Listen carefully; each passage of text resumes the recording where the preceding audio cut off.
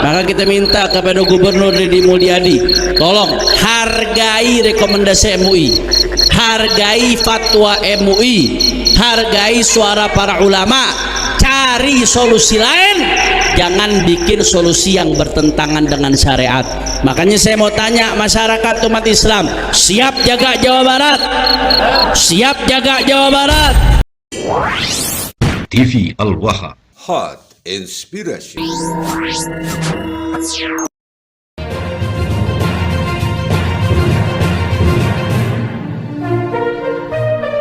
Yang terhadap Bapak Jokowi, Pak Prabowo, dan Mas Gibran semakin masif disebarkan oleh para pembenci.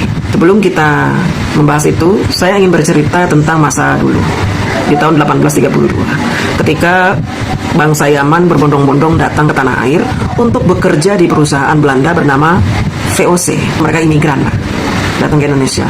Ketika Belanda mulai mengangkuti rempah-rempah dari Indonesia, kayu ke negara Belanda, tersiar kabar bahwa Indonesia itu kaya sekali, gak habis-habis kekayaan. Datanglah bangsa Yaman itu, yang memang dari negeri yang kacau gitu ya. Mereka ingin memiliki sebuah penghidupan yang lebih layak. Datang dia bekerja dengan orang Belanda. Masuklah dia sebagai pekerja di VOC. Jadi kaki tangan pengusaha-pengusaha yang ada di VOC. Ini keturunan Yaman ini mengklaim bahwa nenek moyang mereka lah yang berjasa atas kemerdekaan bangsa Indonesia. Kenapa mereka mengklaim itu? Ketua mereka yang punya organisasi besar yang sudah dibubarkan oleh Pak Jokowi, nah ujung-ujungnya Shihab itu orang Yaman, punya keinginan menguasai Indonesia, mendirikan khilafah. Berarti saya mau tanya satu, kenapa FPI kok turun sana, tutup ini, tutup itu, kok kelihatannya mengerikan kata mereka? Ini wartawan nih semua. Saya nggak panjang-panjang jawab. Baik, saya mau tanya sama Anda semua, tolong jawab dulu. Kalau Anda bisa jawab ini, pertanyaan Anda akan saya jawab. Kalau pejabat sudah berkolaborasi dengan penjahat.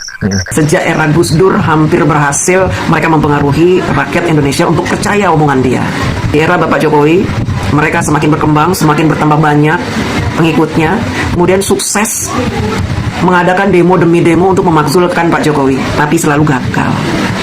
Sukses ngelecehin bangsa Indonesia untuk mendukung mereka. Bahkan jenderal-jenderal, mantan-mantan jenderal mendukung mereka. Di antaranya Fahru Rozi yang membuat kesepakatan 8 poin itu. Saking berwibawanya di mata umat Islam, karena kesuksesan dia menjaring umat Islam untuk mempercayai dia sebagai cucu Rasulullah SAW. Sehingga yang percaya dengan dia banyak. Yang percaya kalau dia punya karomah sangat banyak. Yang percaya bualan dia itu sangat banyak.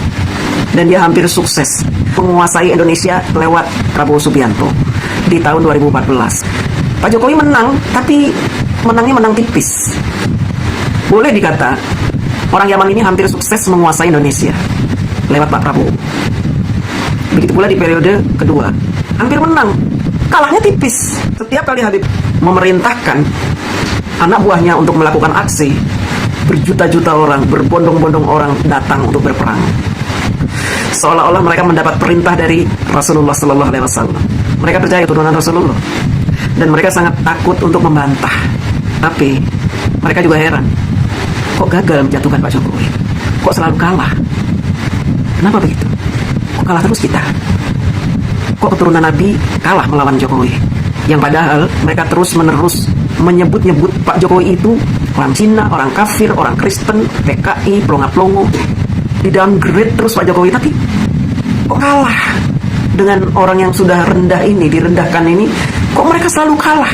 Akhirnya di kubu Habib ini, yang di dalamnya juga ada orang-orang cerdas, pendukung Pak Prabowo, yang orang-orang realistis, mulai bertanya-tanya, ini sebenarnya Habib punya kekuatan nggak sih? Katanya bisa menjaring kekuatan Islam seluruh Indonesia untuk mendukung. Kok kita kalah terus dengan Pak Jokowi? Sebenarnya ada di mana nih kita nih? Kurangnya ada di mana nih? Kan Habib Rasulullah. Bangsa Indonesia ini penduduknya Muslim kebanyakan. Harusnya menang dong.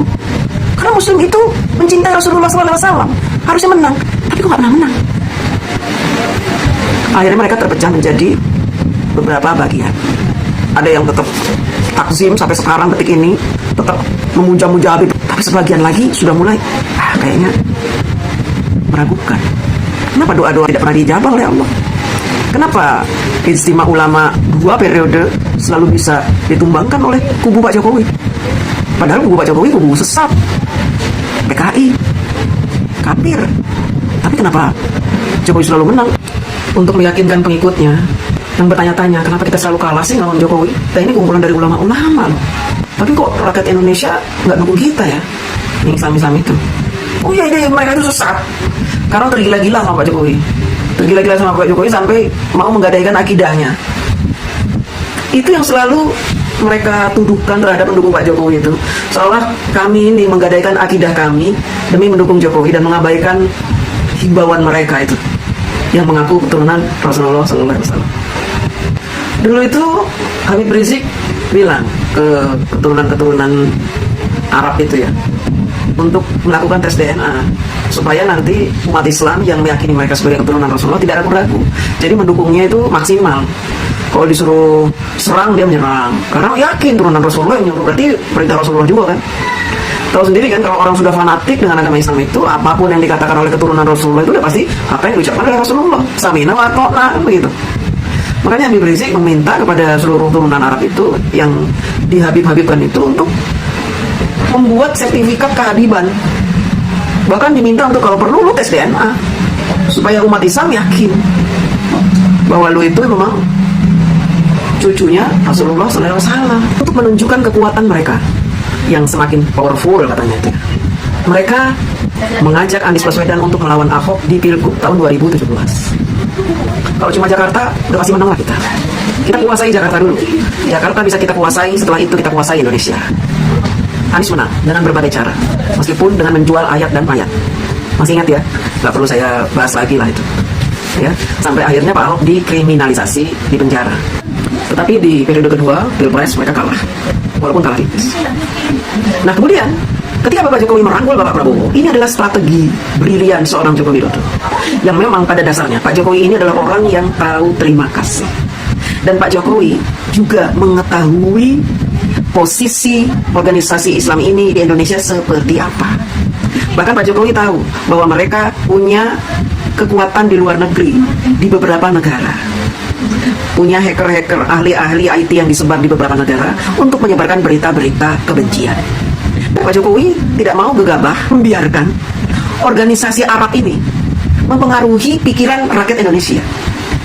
Pak Jokowi harus merangkul seseorang yang pernah berjasa dalam hidup Pak Jokowi ketika beliau menjadi wali kota dan gubernur, yang dimanfaatkan oleh komunitas Arab ini untuk membuat kacau Indonesia dan mengganggu pemerintahan Bapak Jokowi. Orang-orang Arab ini terlalu berisik. Pak Jokowi sudah tahu juga Pak Prabowo ini orang paling ikhlas dan legowo. Dan selama ini Pak Prabowo ini dimanfaatkan oleh mereka itu. Ketika Pak Prabowo mau bergabung, Pak Jokowi juga tahu bakalan nanti ada sebagian pengikut dia yang akan mencelat, nggak lagi mendukung Pak Jokowi. Itu sudah risiko, tidak apa-apa. Pak Jokowi pikir orang yang mendukung Pak Jokowi yang nanti bakalan mencelat mungkin tidak terlalu signifikan lah membuat kekacauan di negara ini. Pak Jokowi pikir begitu. Ya. Masuklah Pak Prabowo ke dalam lingkungan istana dan menjadi bagian dari pemerintahan yang ikut membangun Indonesia. Dan ternyata Pak Prabowo tidak seperti yang digambarkan orang-orang. Pak Prabowo sungguh luar biasa. Cintanya terhadap bangsa ini sudah tidak main-main lagi. Cintanya sudah mentok, benar-benar cinta terhadap bangsa ini. Sehingga beliau rela mengorbankan apa saja asalkan bangsa ini bisa sejahtera. Apa yang terjadi dengan bangsa Arab ini, klan-klan Yaman ini? Mereka mulai putus asa karena organisasi mereka akhirnya dibubarkan. Yang pertama HTI, kemudian FPI dibubarkan. Putus asa. Setelah HTI dan FPI dibubarkan, anggota-anggotanya banyak yang insaf. Mereka akhirnya kocar-kacir. Sebagian insaf, sebagian masih ngotot, dendam. Dendamnya kepada siapa? Pak Prabowo? Tidak, dendamnya kepada Bapak Jokowi. Makanya mereka selalu ingin memecah belah antara Pak Jokowi dengan Pak Prabowo dengan isu-isu itu. Jadi kalau ada isu adu domba, itu pasti dari klannya orang Yaman. Ambisi mereka untuk menguasai Indonesia ini sudah hampir menurun. Organisasinya sudah dibubarkan, kekuatan juga sudah melemah. Tapi semangat untuk membalas dendam masih terus membara. Akhirnya apa? Mereka menggunakan orang-orang yang sakit hati terhadap Bapak Jokowi untuk bergabung dan sama-sama berjuang merebut kembali kekuatan agar mereka bisa mempengaruhi rakyat Indonesia untuk mendukung mereka. Saat ini rakyat Indonesia ini sebenarnya terpecah menjadi 4. Pendukung Arab, orang Yaman, kemudian pendukung PDIP, pendukung Pak Jokowi dan pemerintahan yang sah. Dan yang keempat, orang yang ngaku-ngaku netral. Mau mereka gabung, antara pendukung PDIP dan pendukung Arab ini bergabung, mau mereka bergabung, tetap saja tidak bisa mengalahkan kekuatan yang mendukung Pak Jokowi dan pemerintahan yang sekarang ini. Tidak akan pernah. Sehingga mereka lebih memperkuat yang namanya isu dan fitnah. Mereka lebih memasifkan isu itu. Untuk apa? Menggerogoti kekuatan Pak Jokowi, menggerogoti kekuatan Pak Prabowo. Makanya muncul isu ijazah, muncul 8 poin kesepakatan mantan jenderal itu. Tapi ternyata Allah itu berpihak kepada Bapak Jokowi. Ketika muncul seorang Kiai Haji Imaduddin membuat temuan bahwa orang-orang Yaman ini ternyata bukan keturunan Rasulullah. Gennya berbeda dengan gen keturunan Rasulullah. Gen orang Yaman ini lebih cenderung nenek moyangnya itu keturunan bangsa Israel atau Fir'aun. Kemudian Habib Rizik tidak berani melakukan tes DNA ketika membaca temuan dari Kiai Haji Imaduddin.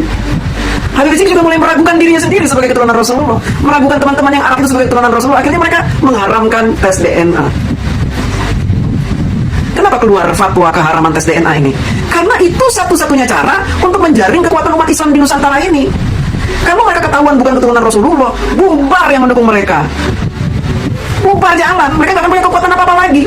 Dan mereka bisa didakwa sebagai pemalsu nasab. Habislah mereka. Habis mendukungnya pada lari, makin kocar kacir, makin berantakan. Inilah yang membuat mereka semakin putus asa. Keputusasaan ini menyebabkan mereka menghalalkan segala cara untuk menjatuhkan Pak Jokowi dan Pak Prabowo. Karena apa? Niat mereka bukan lagi untuk berdakwah, bukan lagi buat syiar Islam, bukan lagi untuk menegakkan Islam, tetapi untuk apa? Untuk menjajah bangsa Indonesia.